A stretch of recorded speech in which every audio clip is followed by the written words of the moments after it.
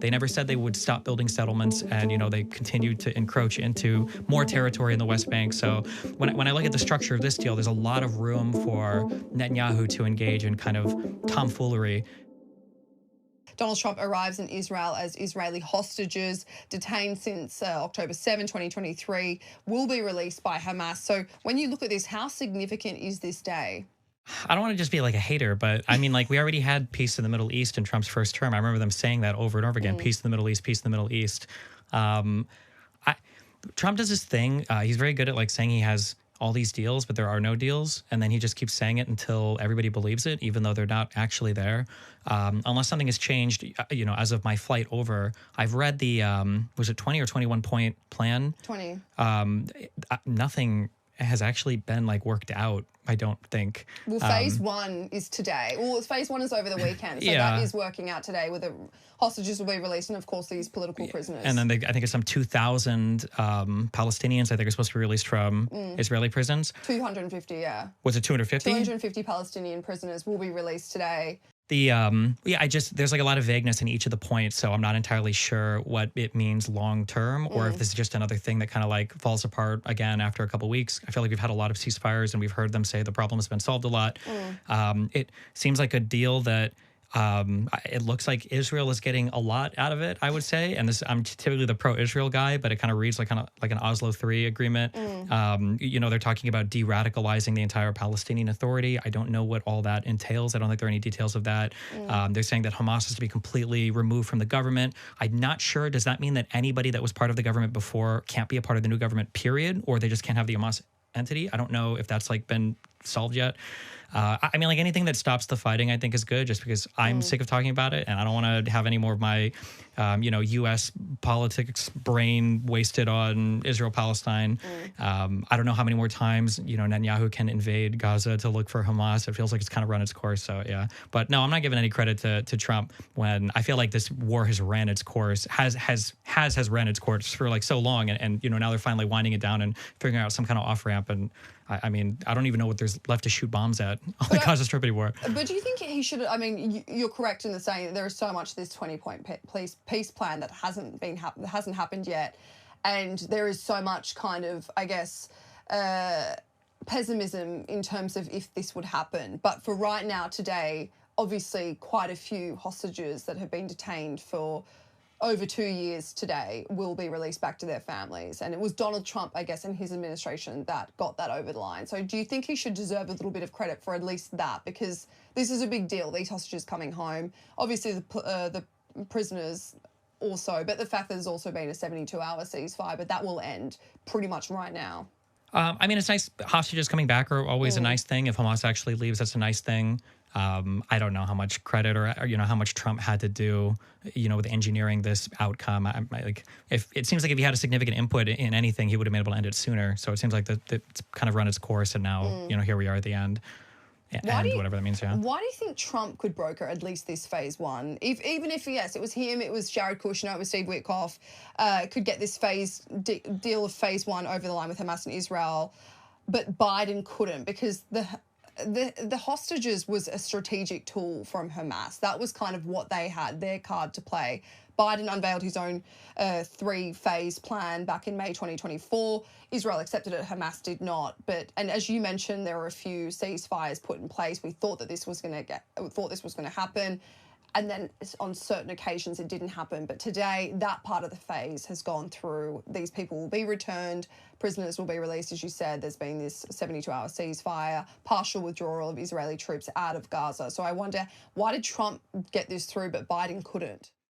If I had to guess, it's just probably the resolve of the Hamas resistance side has been pretty broken over the past year. I mean, all of their leadership has been killed. Israel's shown they don't even care about striking into, Qatar. We had the bombing in Iran from the United States. We've seen Hezbollah was basically completely dismantled. Nasrallah was killed. Yeah, I mean, at this point, it seems like there's not much left on the Hamas side in terms of resistance. So, I think Netanyahu got a really good string of wins militarily over the past year and a half. So I think he's got, he can ride on that popularity. And then if they, get the hostages freed now, I don't know what else Hamas has left to fight with. Although I would have said that like 6 months ago too, but yeah. obviously that was all part of the 20-point peace plan, as we mentioned. Phase 1 obviously being completed over the weekend or happening right now. But phase 2, phase 3, phase 4, kind of where the real work begins. So I want to read out really what this entails. Phase 2 is literally the demilitarization and security, so the destruction of Hamas's offensive weaponry. So this literally includes getting rid of all the tunnels, their missile infrastructure, to neutralize its capacity to threaten Israel. Gaza will become a de-radicalized terror-free zone.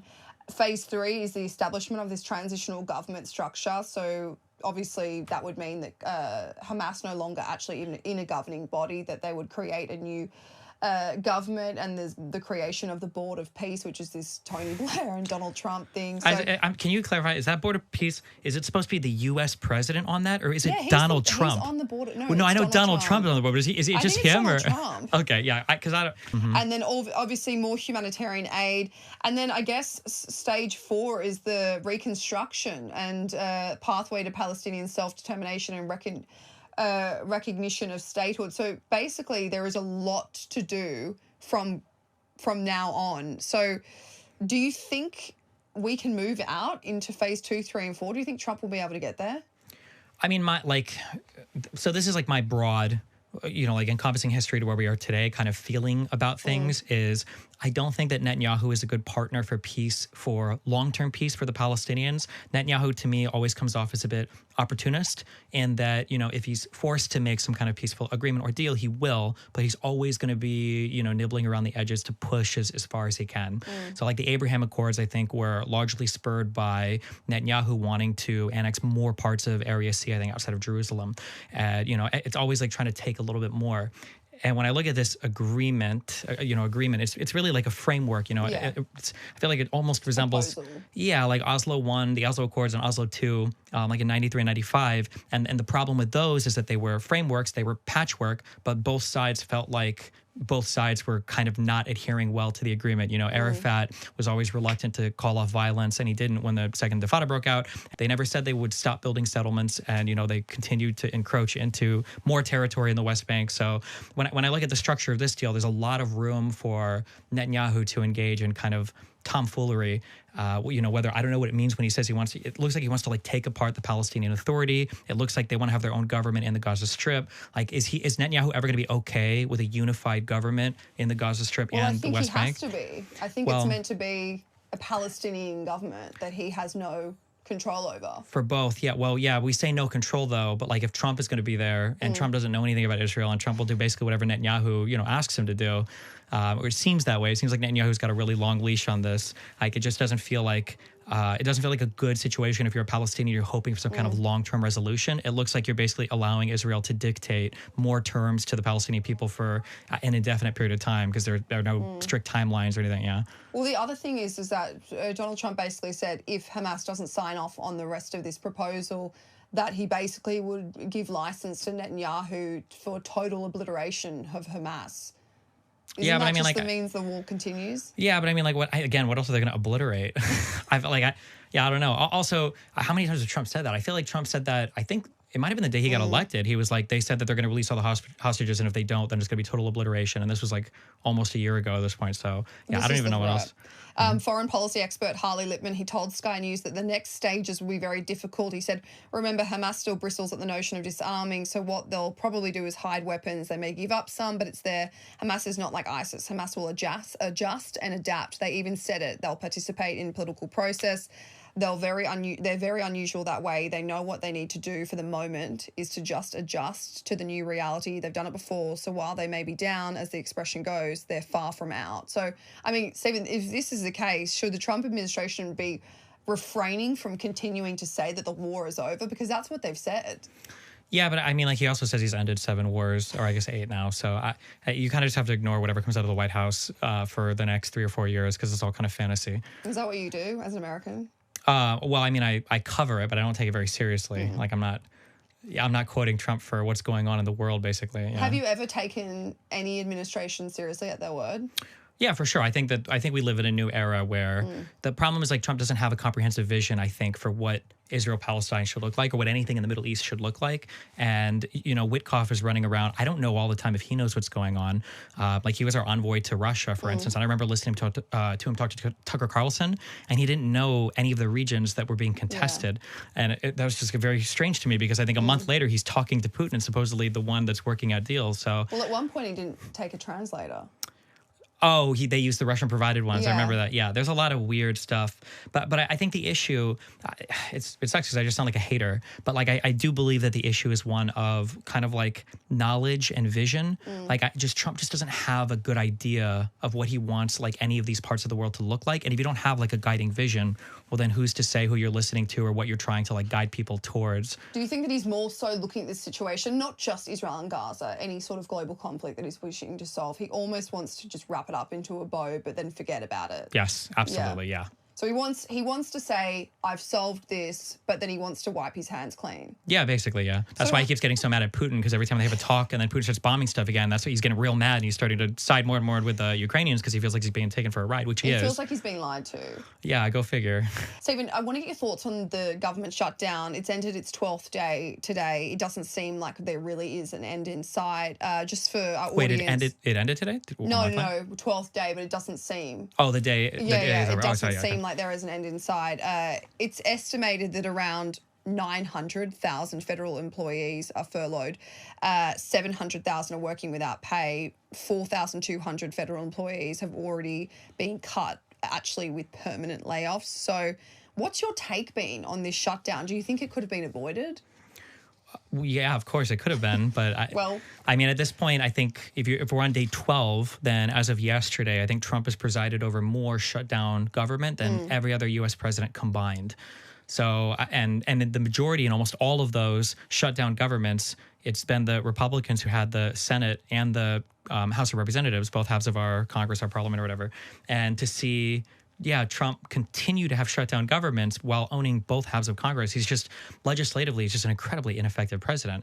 And it's very frustrating because he always has an excuse. But back in 2016, Trump was sold to us as the great deal maker. That was supposed to be his one thing, is that he could get everybody together and kind of negotiate. And it seems like he absolutely cannot do that. He refused to meet with the heads of the minority parties in our Senate and Congress, our Senate and House, Hakeem Jeffries and Chuck Schumer. He wouldn't meet with them. And then eventually when they did come in, he's got his Trump 2028 hat on the table. And it's just like everything's like a joke to this guy. So it's trolling, yeah. Yeah. So, I mean, the Republicans are playing games. Mike Johnson, is making all the rounds in the media. They keep lying about the Democrats want to give $1.5 trillion to illegal immigrant health care, which is not really possible. And then somehow we're in this bizarro world where Republicans are bragging about a new tax they have on the money they're making from it, the import tax, the tariff tax. And then we're also doing, I think we just finalized our swap. It was a $20 billion bailout for Argentinian farmers. I don't know why or how anybody's okay with that. So, yeah, I don't know what the play is. I think Trump doesn't care about anything beyond his own image. So as long as the Republican kind of propaganda machine can hold the party together and keep blaming the Democrats, as long as he feels like he's popular in his party, I don't know if he'll care much. Yeah. What do you think about their argument saying that Democrats have basically delayed this because they wanted, to make these provisions to healthcare, and that they were using this as an opportunity? They needed to use this momentum and use it, I guess, use this 7-week period to try and get what they wanted, because you said they don't control anything. I mean, well, one, that's part of, I guess, Congress. You have to make deals with the people across the aisle. When they keep pointing out, well, you guys signed 12 or 13, continuing resolutions. Yeah, because both sides were talking. But when the Republicans refuse to budge on anything and they're not willing to meet or make any concessions at all, like the biggest indicator, if you've ever been in a fight with a partner or watched two people fight with each other, the biggest way that you can tell who's in the right is when one side is making stuff up about the other side. And it's like, oh, okay, well, of it. So when he's running around saying 1.5 trillion, right? When I'm having a debate with somebody and their first point sucks, I know their whole argument is bunk, because you lead with your strongest, point. So no, I mean, like, if it's just going to be lie after lie after lie after what the Democrats want, and again, you guys control both halves of Congress. This argument of like, well, we just need 10 days, or we just want to patch it for a couple of weeks, or whatever. What have you been doing until now? This date was not a mystery. It's not like it popped up out of nowhere. Like, everybody knew when the last, We knew it was going to happen. Yeah. So I don't understand this. We need a little bit more time. Like, what are you doing? Yeah. But even on that, I feel like it's so easy to be sitting in your ivory tower on the top when you're in government, but the reality is like these government shutdowns affect everyday people. So contractors like cafeteria workers, cleaners, they're going to have their, they won't receive back pay for this 12 plus days that they're out of work. There will also be delayed paychecks for 2 million federal workers. And of course, this will affect small businesses and the wider economy. So are they working quicker, Congress? Are they working quick enough with the idea of who they're working for? Does that make sense? Do they know who they're trying to help? The government? Yeah. Or are they just so in their own world? That's a complicated question because we're so detached from reality in our media environment. And one of the reasons why Republicans have gotten away with lying about everything for so long is because we're so detached from reality. People don't see the impact sometimes of what they vote for. And the American people voted, not just, in the Electoral College, but even in the popular vote, we voted for a conservative government. And if Americans are going to keep voting for conservative governments that keep shutting down the government, that keep having people not get paid, that keep building Qatari air bases or allowing them to train F-15 pilots in our country and bail out Argentinian farmers and bail out our own farmers because our trade wars are costing us money. I mean, that's what the American people are voting for. Like, I don't know. It can't be that you're always blaming the minority party for every single thing that's going on. Like, are you saying you can't govern unless you have a supermajority in both halves of Congress and the presidency and a 6-3 Supreme Court? Like it doesn't make any sense. You can't. It's like a totally ineffective government. Do you think that's how the Republicans operate in terms of blaming the minority party? Or do you think Democrats have done that when they've been in power? Absolutely not. Really? No. McConnell literally said for Obama, we're going to make him a one-term president. Barack Obama had the longest Supreme Court vacancy of any president in all of U.S. history because they refused to give him a Supreme Court pick. That's an insane thing to lose out on. And now we don't have abortion in the United States anymore. And now Donald Trump is immune from criminal prosecution. The Republicans just play this game of they've gotten further and further detached from reality, so they think that they can just throw a hissy fit on anything and tell Americans whatever they want to tell them to make anything happen that they want to happen. But at some point, you have to actually do your job. Trump on Saturday, he said that we have identified funds to pay military troops on October 15, and he will direct our Secretary of War, Pete Hegseth, to use all available funds to get our troops paid on October 15th, so this week. So what's your reaction to that, Stephen? Because does it relieve pressure on the Congress to basically continue the shutdown because they don't have that pressure of not being able to pay troops? But also, do you consider it unequal treatment to the rest of federal workers that aren't getting paid? Yeah, I don't know the obsession with just saying some workers are like more important than others, especially from Donald Trump, who loved to make fun of McCain for being a prisoner of war and would make fun of Gold Star families and everything else. I understand he's virtue signaling in a different direction now, but no, I mean, like your job is to fund the government and make the government work. You are the great negotiator. You've sold us that, over and over again, that you can make deals happen. How can you not negotiate with your majority-owned Congress? There's no excuse. It's like he said, in the past, he said, well, the president owns whatever the shutdown is, and now you're the president and you have the Congress. Like, figure it out.